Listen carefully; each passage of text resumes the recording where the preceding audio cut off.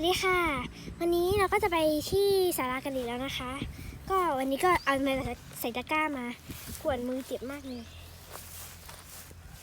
มีความรู้สึกว่าต้องการให้คนอื่นช่วยถือมีความรู้สึกว่าหนักด้วยค่ะหนักจังเลยชิวเฮ้ยอย่าเล่น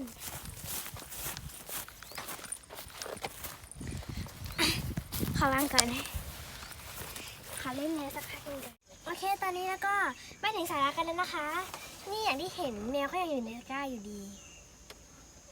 อยากให้มันลองออกบ้างจังออกได้ไหม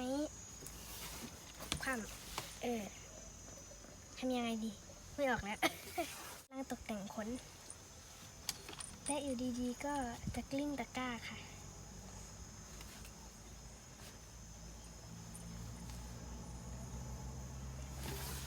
ลองใช้นี่สิ